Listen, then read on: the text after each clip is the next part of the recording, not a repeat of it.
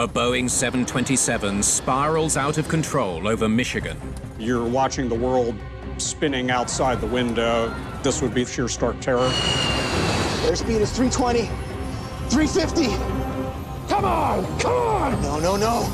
Investigators track down pieces of debris. Slat number 7. Broken in two. And interview fellow pilots. Off the record. Off the record. They even risk their own lives. Okay, test number 9. To find out what caused TWA Flight 841's uncontrollable plunge. You feel that?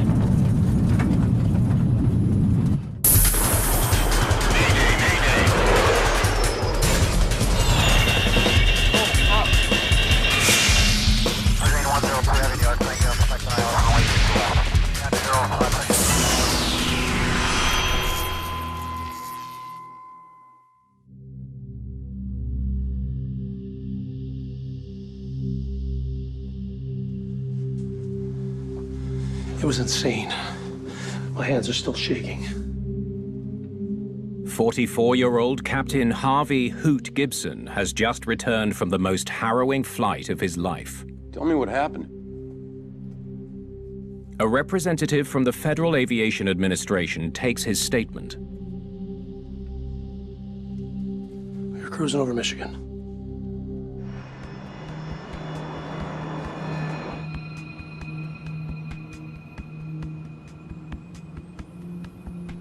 That sure is a strong headwind.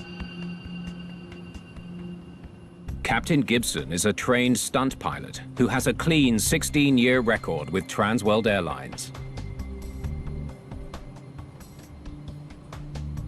Do a ground speed check, will you? Sure thing, Hoot. First Officer Scott Kennedy has been flying with TWA for 13 years. Yeah, we're good to go up anytime you want, Hoot. Flight engineer Gary Banks is an Air Force veteran who's been with TWA for the last 10 years. The crew of Flight 841 had just the right kind of experience you would want for a 727 crew. Center TWA 841, we'd like to try flight level 390. Roger, TWA 841, climb and maintain flight level 390.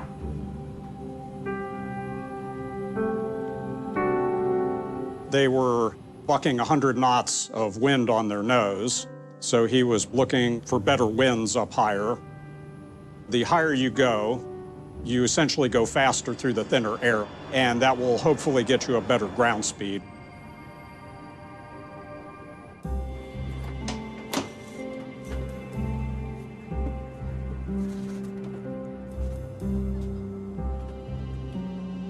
I can take that off your hands. 27-year-old Mark Mositsky is today's lead flight attendant. He and 3 other attendants look after the 82 passengers on board. It was an evening flight. It was leaving JFK. It was the first time I had flown with this cockpit crew. Everything was absolutely smooth. They're flying the narrow-body Boeing 727 aircraft.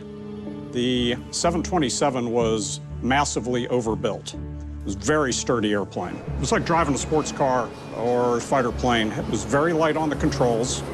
It had that feeling that you could just put it wherever you wanted it. After a 45-minute delay in New York, the flight to Minneapolis will take about 3.5 hours.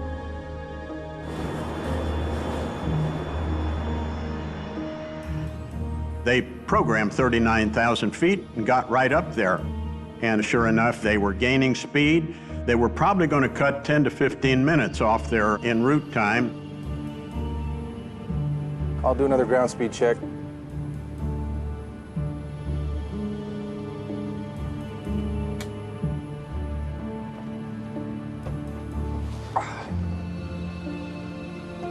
Power settings adjusted. Everything looks good. After meal service, Mositsky takes a moment to eat his own meal. I sat in my jump seat. Very shortly, however, there was a very abrupt buffeting of the aircraft. It wasn't turbulence. What the heck? The captain noticed something was strange. The wing had started to drop and the autopilot was compensating for that. I got control. Disengaging the autopilot was the right thing to do at that time. That's the first thing you think of. There's something wrong with the autopilot. What's going on? Without any warning, the plane banks hard to the right. Airspeed 240. Come on, level up. But if the plane still doesn't respond, then you're thinking there's something wrong with the airplane. The plane just kept rolling right. And it started rattling really hard, too. I would be trying the rudder, and if that's not doing the jobs, I'd start trying to fly with the engines. But 727, the engines are all clustered together in the back. That probably wouldn't help you much. So this would be sheer stark terror. Shutting the throttles.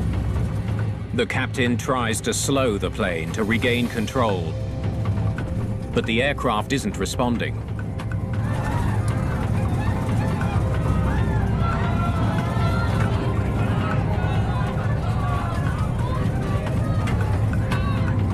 Get him up! Get him up! Desperate to slow the plane, Gibson deploys the speed brakes. Speed brakes are flight control surfaces that increase drag and improve roll control.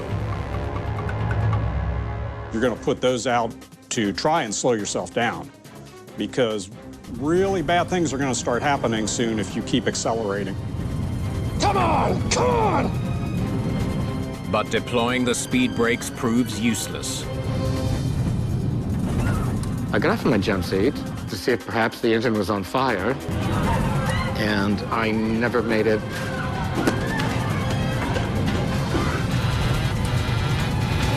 We're going over!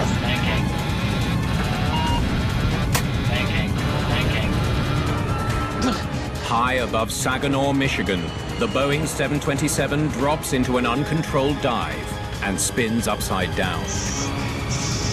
Something was extremely wrong. There seemed to be no control of the airplane. People were just absolutely terrified.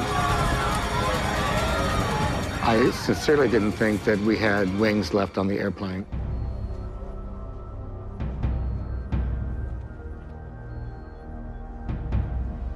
TWA 841, this is center. TWA 841, center. Jesus. Something is seriously wrong. You would have your hands full of airplane. You're watching the world spinning outside the window. You're being pressed by G-forces. It also must have been insanely noisy. It would have been very difficult to try and troubleshoot the problem. TWA 841, do you read me? The controllers watch helplessly as TWA 841 plummets towards the ground.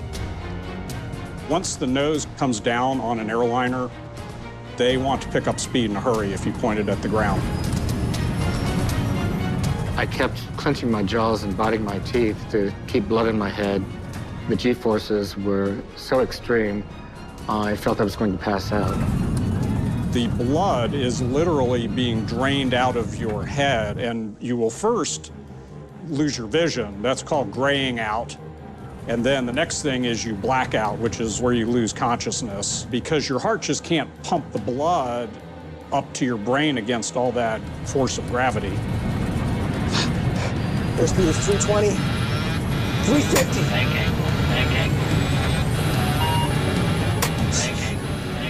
Thinking. I can't. TWA 841 is spiraling towards the Earth at a rate of 540 feet per second. To feel 6 Gs, the only people that would experience that would be military pilots. You're going to feel an incredible weight on you, on every part of you. And whatever position your body is in, your head or your arms, they're going to stay that way. So you're not going to be able to move. I could see ground lights, and I knew that we were approaching the ground very quickly. At that point, you go from abject terror into almost acceptance. No. Come on, baby, pull up!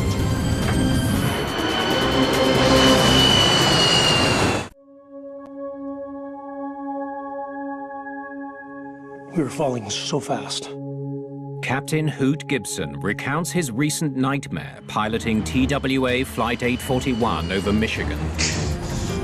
Airspeed is 390. But Gibson isn't giving up. Come on, baby, pull up! He has an idea. Put the gear down! If nothing else will slow you down, the gear will slow you down. And hopefully the plane holds together.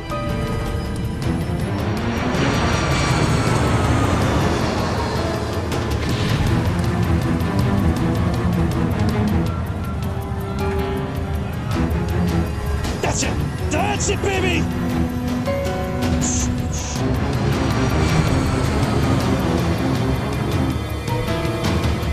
What saved them was putting the gear down, because otherwise they would have been a big smoking crater in a matter of seconds.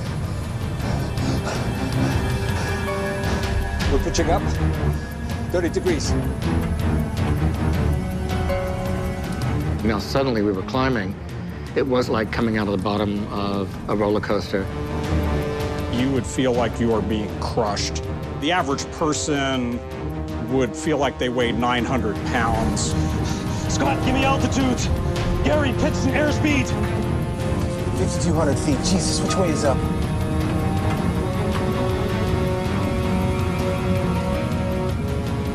Moon. It's pitch black, and you've just been spiraling down towards the Earth, and you're probably disoriented. He sees the moon, and that's up. You can sort the rest out later, but get away from the ground. TWA 841 has come within seconds of impact and now climbs back towards the night sky. Airspeed is 160. Though the pilots are flying again, they are not out of danger. The steep climb is physically demanding, and the crew struggles to maintain focus. 10,500. 11,000. That's it. That's it, Hoot. Leveling 110. This is your captain speaking. As you've noticed, we've had a bit of a problem, but everything seems to be under control.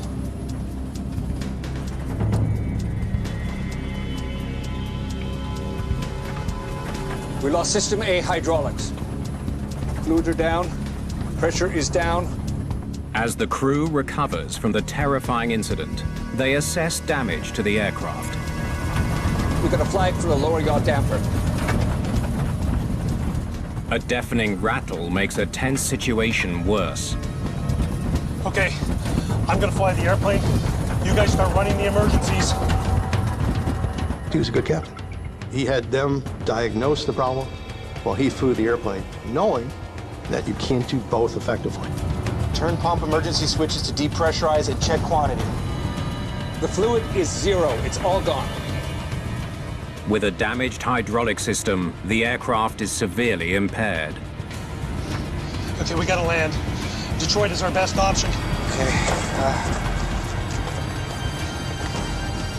We're 60 miles out.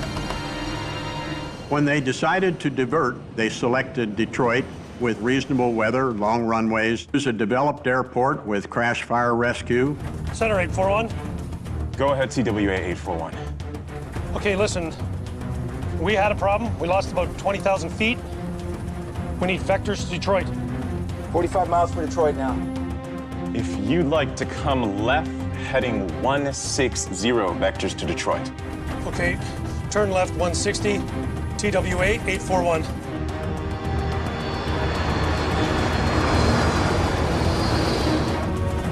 Remove your glasses, earrings, and anything else that might be sharp.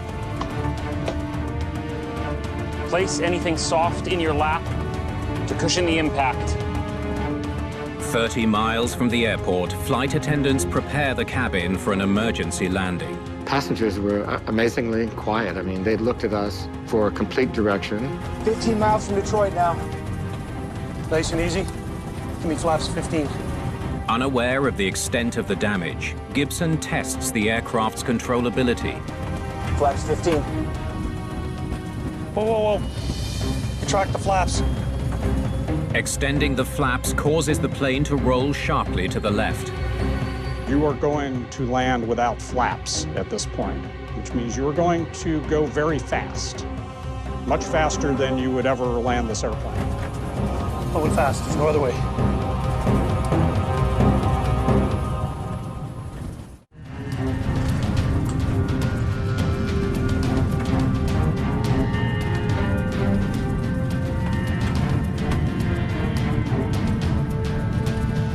This is gonna be our only approach. With ruptured hydraulics and a compromised plane, the pilots of TWA 841 have only one shot at landing at Detroit Airport. Landing checklist complete. Coming through 200 feet. I was pretty convinced that we'd probably be scraping down the runway, lots of sparks and flames. 50. 40. 30.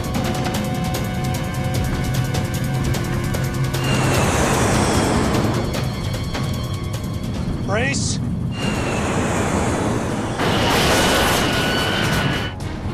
$220 knots in this case, just an insane rate of speed for a landing. Reverse thrust. Come on, stop.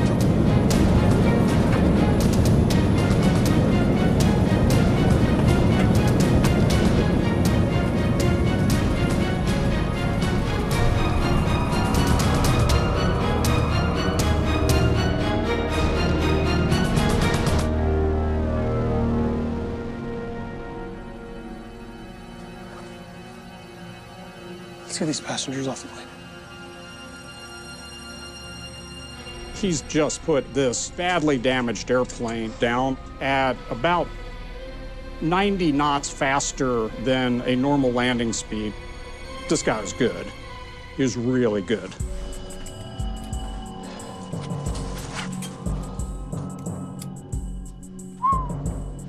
Hoot. It's unbelievable. I mean, what the heck went so wrong with that plane? I haven't the faintest idea.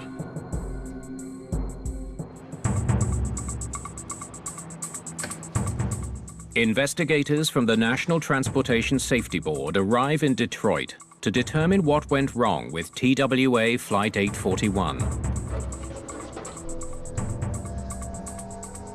They look in good shape. Let's get the data on these. The flight data recorder and cockpit voice recorder are removed from the aircraft and sent for analysis. Let's check that out.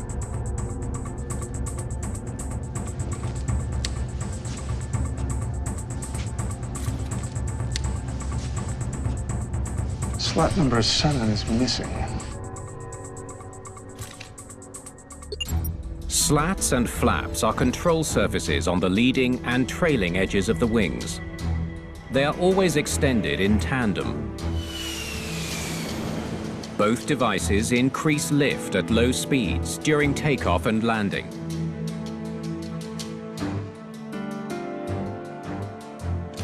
It's pretty banged up. Investigators wonder why the slat came off. The hydraulics lines are ruptured too. Logical outcome for a slat tearing off. Looks like the actuator for the slat is damaged. The actuator is part of the mechanism that pushes a piston to unlock the slat, allowing it to either deploy or retract. Let's get the actuator off the wing so we can get a better look at it.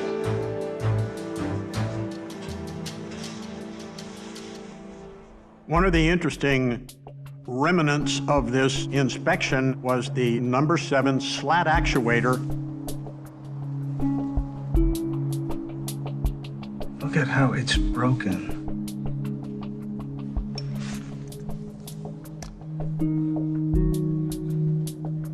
No scrape marks inside either. Investigators uncover an important clue. Slat came off in an extended position. Number 7 slat actuator had broken. The piston inside it was gone, and they could recognize from looking at the opening of the fracture that the piston had been in the deployed position. A slat should never deploy at cruising speed. Maybe this slat extended by accident. Only way to know for sure is to test the hydraulic system. For the slat to have been deployed uncommanded, it required a failure of the hydraulic system and a failure of the locking mechanism.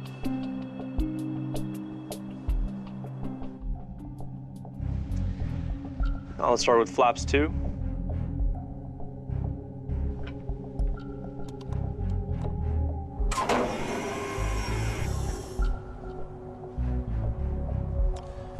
Flaps 15. Flaps 15.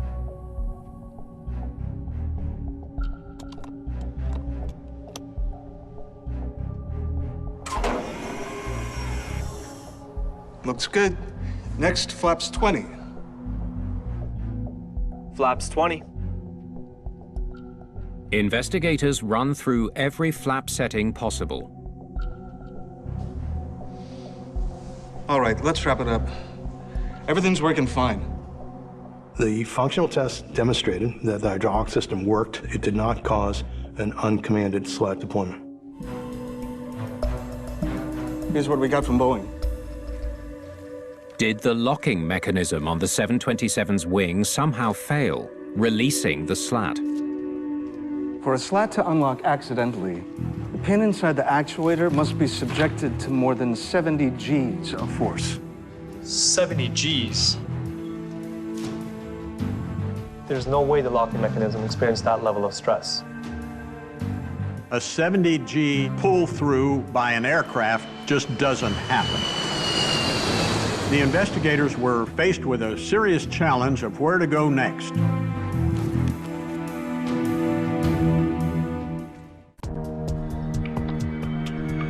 Take a look. Investigators get a break when debris from Flight 841 is recovered 7 miles north of Saginaw, Michigan. Slat number 7. Broken in 2. Look at this. Here's the number 7 slat's T-bolt. T-bolts are part of the slat track assemblies. The number 7 slat T-bolt was attached to the inboard side of the slat, which deploys and retracts inside the wing. Let's send this to the lab. They hope metallurgical analysis will offer some clues. But an important question remains. Why did the slat extend? There's only one other way a slat could extend. Through pilot action.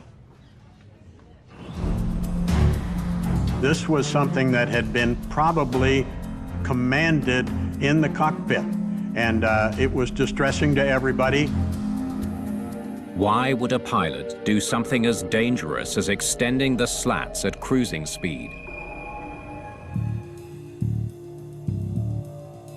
Can't find anything in the captain's statements about slats and flaps. Investigators review the crew's statements. They look for any mention that flaps and slats were deployed mid-flight. There's nothing from the other crew members either. I have an idea.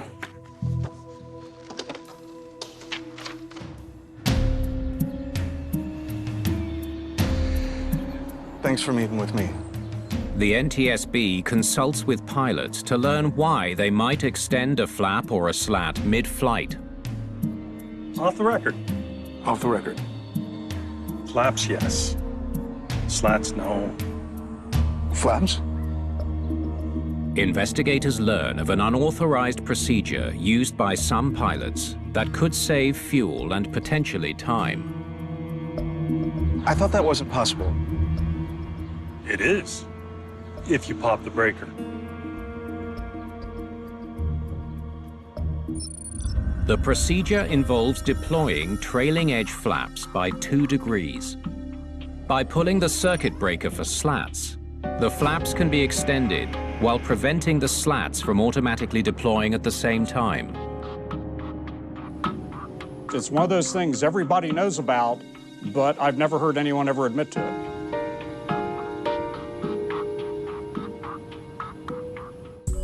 Ready? Investigators turn to the cockpit voice recorder for evidence that TWA 841's pilots used the unauthorized procedure. Let's get these passengers off the plane. Hang on. Did you start the tape at the beginning? Yes, it's fully rewound.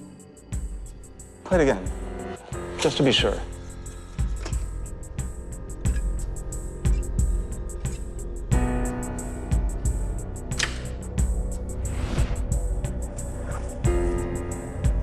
Let's get these passengers off the plane.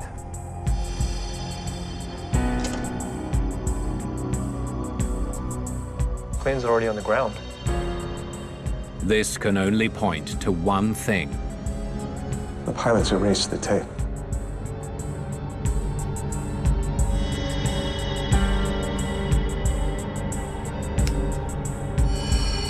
The CVR contained no information whatsoever, which was unfortunate, to say the least.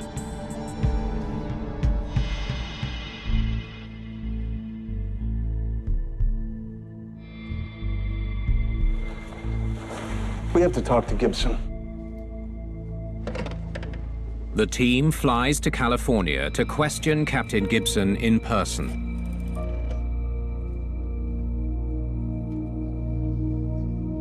The safety board conducts public hearings. They question the flight crew. I told him that I thought it was, I said the airplane's going to roll. And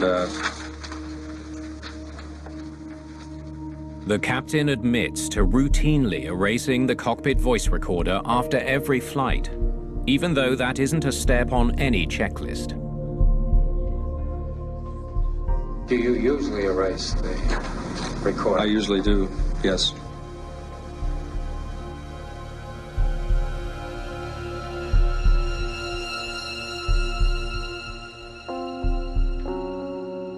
It's just not credible that after the crew had been through what they did, where they came within seconds of dying, that the captain would erase the CVR as a matter of habit or routine. Something's wrong here. Captain Gibson's vague explanation doesn't sit well with investigators. Given what happened, they suspect the flight crew attempted the unsanctioned procedure and then tried to cover up their actions. The only reason he would erase the CVR was to keep information from what he knew would be an investigation. Investigators believed he had something to hide.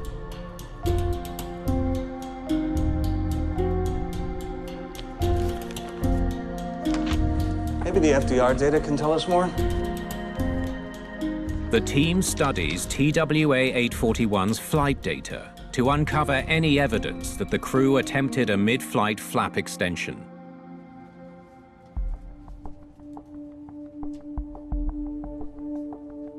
Wow, it sure picks up speed. In 44 seconds, the plane goes from 229 knots to over 400 knots. That's incredible. Look at this. Close inspection of the data gives the team an important clue. That's odd. Are those oscillations? Yes, in the G-trace. The G-trace shows the level of G-forces being put on the plane throughout the flight. Let's get this section blown up. The G-trace showed the G-forces in the airplane were sort of increasing and then decreasing in a certain rhythmic pattern. Very, very unusual. oscillations start at 39,000 feet, just before the upset. And show it 1, 2, 3, 13 seconds before the roll starts. Wow, it looks like the plane was really bouncing around.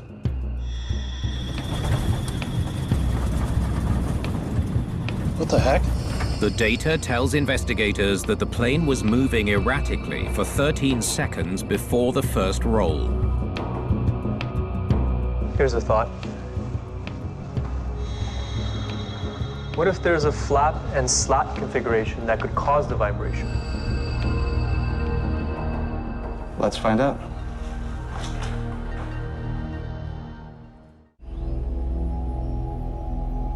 We've reached 39,000 feet.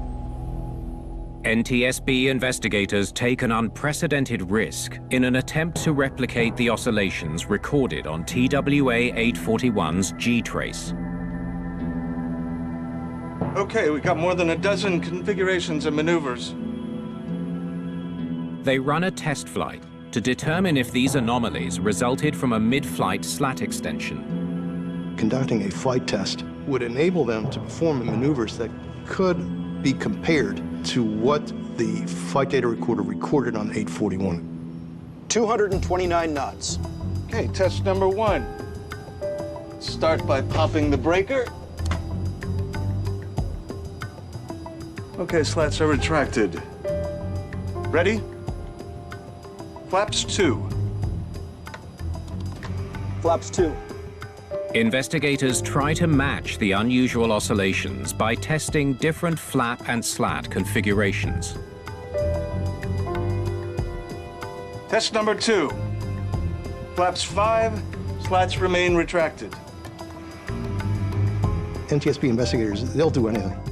They love that stuff. But I would have been pretty scared.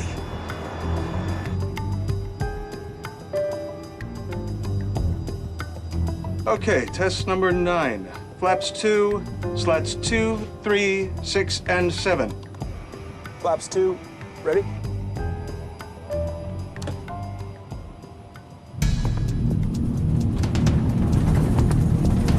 You feel that?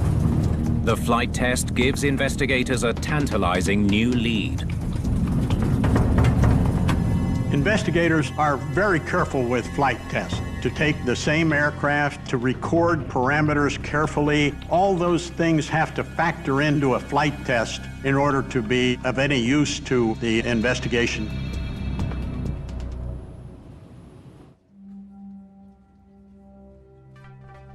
Here's the data from the test. Scenario number 9 should match up. To confirm their results, investigators compare the data with the FDR's G-trace. It's a perfect match. The flight test showed that extending the flaps and slats would create in the airplane oscillations found on 841. So this was the test when the plane was shaking the most. This is the one.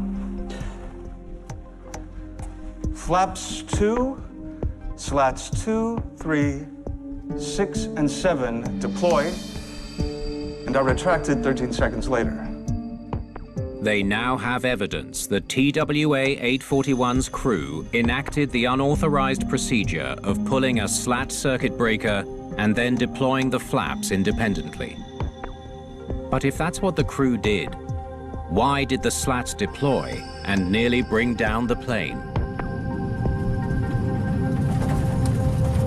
What the heck? Those slats are going to shake because you're going faster than the limiting airspeed. So I would expect it to get very noisy and probably to buffet quite a bit. The test flight indicates the slat circuit breaker was reset, which caused the slats to deploy. So we know the pilots popped the breaker to enact the procedure. But why did they push it back in? And why did it take the crew 13 seconds to realize the problem and then retract the slats? Investigators search for answers in all of the crew's statements. The lead flight attendant remembered that the flight engineer was out of the cockpit before the vibrations began. Don't sit down. I'm going to take a bathroom break. I'll get rid of these trays.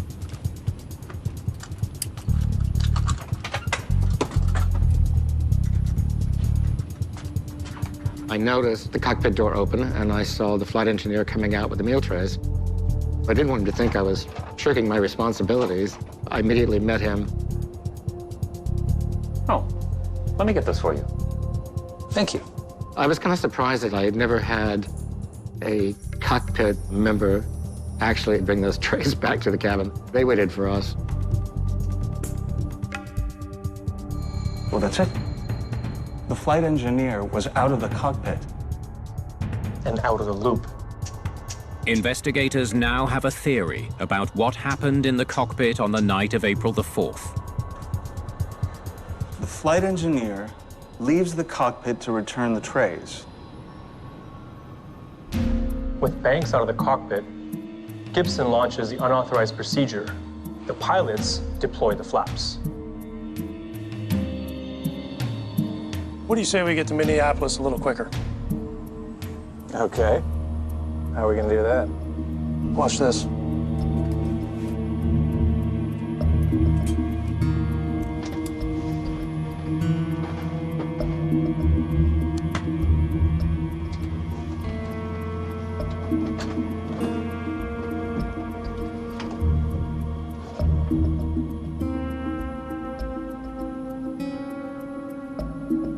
Flaps 2.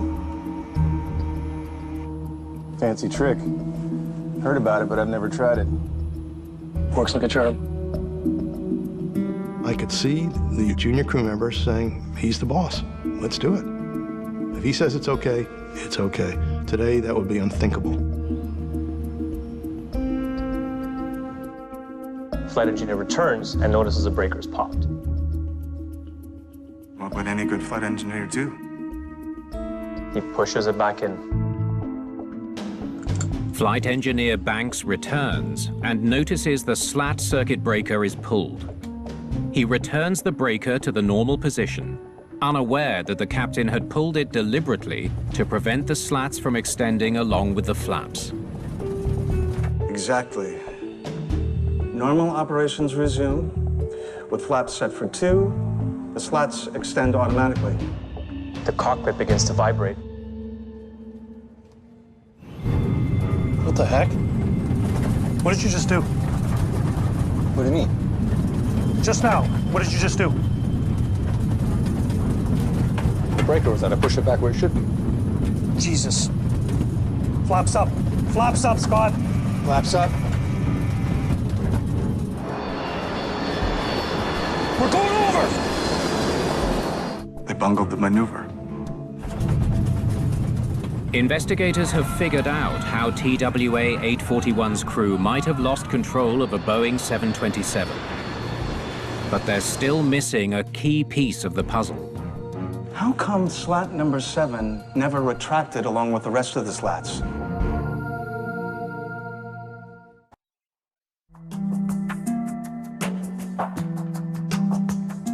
The metallurgical report is in. Investigators turn to results from a metallurgical analysis of the T-bolt from the number 7 slat on TWA Flight 841.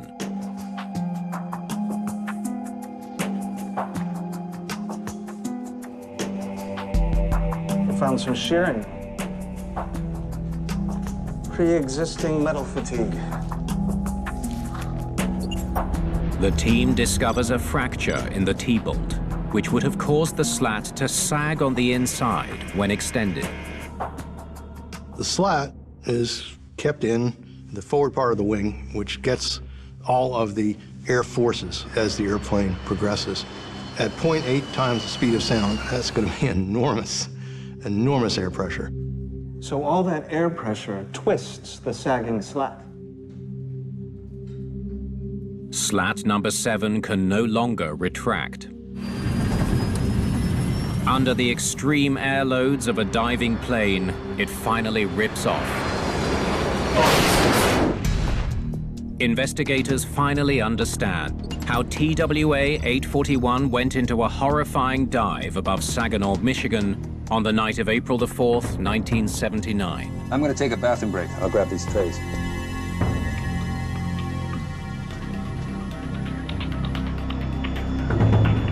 Unaware the captain was conducting an unsanctioned procedure, disengaging the slat circuit breaker to deploy only the flaps, the flight engineer resets the popped breaker.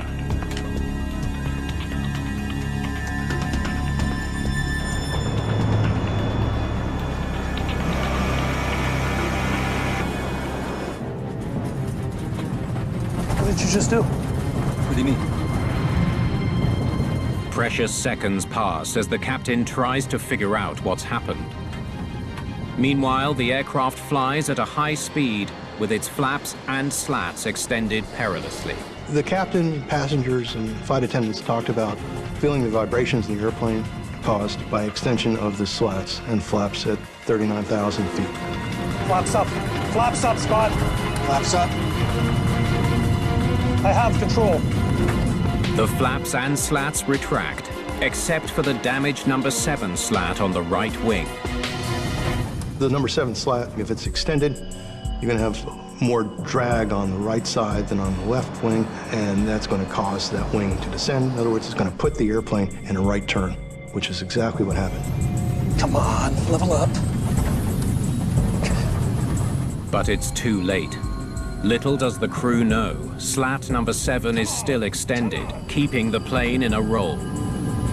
We're going over! TWA 841's flight crew is unable to regain control of the aircraft.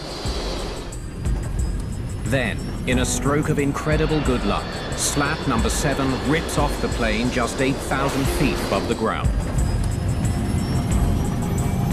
The departure of the slat allowed the return of controllability to the aircraft.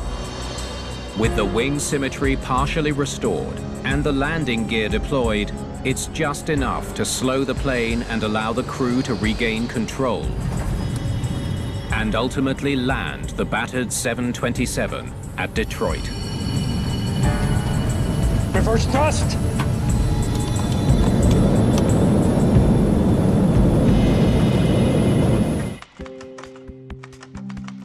The NTSB recommends additional warnings to flight crews about the dangers of high-speed deployment of flaps and slats. No punitive action is taken against the crew. NTSB conclusions are not a criminal thing, they're not a blame thing, they're trying to prevent the next accident by offering up a probable cause that needs to be corrected.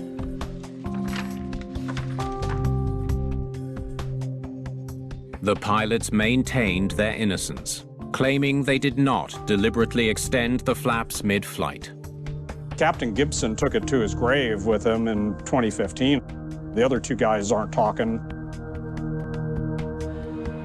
Following this accident, newer planes now come equipped with flight computers that prevent the deployment of flaps and slats above certain altitudes. There was speculation over manipulation of controls, all that sort of thing. I've given it a great deal of thought over the past 41 years and have come to the conclusion that I'll never know what happened.